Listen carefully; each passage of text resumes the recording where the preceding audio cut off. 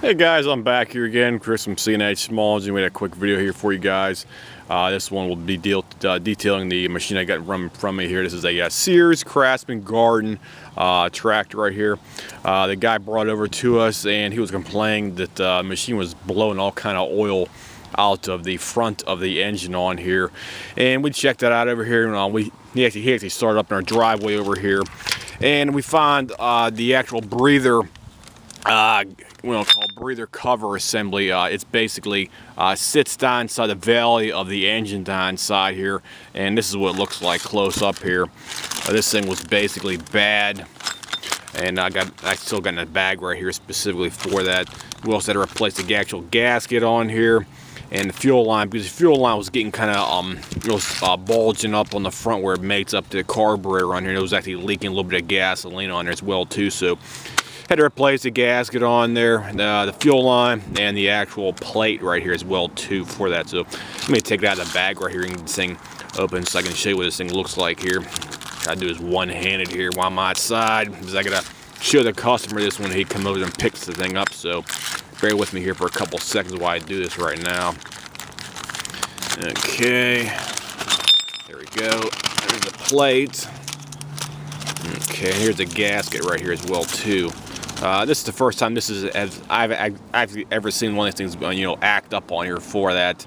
It looks like the gasket might have basically broken off on here, and I don't know if the thing was actually warped, but it looked like it was okay for the actual back portion of the breather assembly on there for that. So that's what it looks like right there.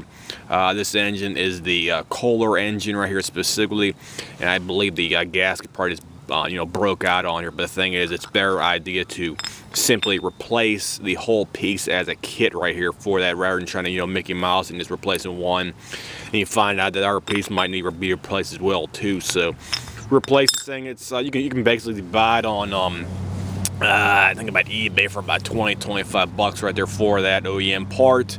And we also had to replace the fuel line on here as well too. There's the fuel line in the bag right there. You can see it right there as well too. And this is what the engine is. Good old V-twin. I got the engine's specifications somewhere around here. Let me get this shot at the other side. Let me try the other side here for you. There we go. Sorry about that. Here's the specifications for the engine. This is the CV. Where's that here? CV740S right there. So you can zoom in on here for you. CV740S right there at 0018. And should have the emissions compliance period down there as well too, and the OEM product number, which is 187707 right there. So this is the good old V-twin. I think it's about 25 horsepower, this engine right here. Over at Valve, V-twin Kohler engine right here. And this is off a Sears Craftsman tractor.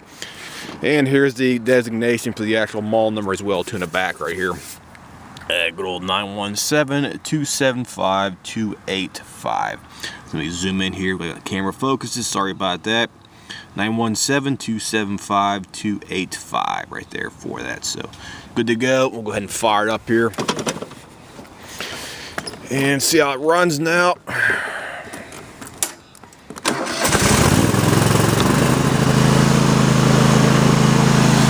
Running great.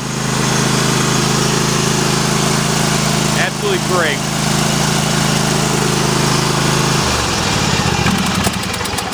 It's too cold out here. That's why I wrote off. This is the first time I start in about half an hour out here, so bear with me here. There we go.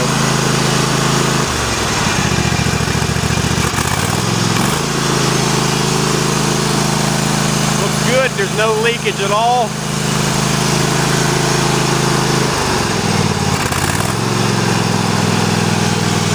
The actual plate is down behind the carburetor down side here, so you basically have to take off this whole cover right here, the whole top cover up here, and you have to take the carburetor and link it out of there as well too to get to the actual plate. So we'll go ahead and shut it off here. Let me gun it up one more time.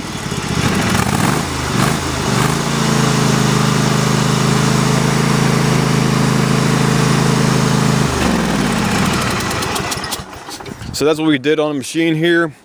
And everything else looks okay on it right now. Starting up okay. It's not leaking anything on the bottom of the plate down there as well too. So this is a good to go repair for the guy's machine.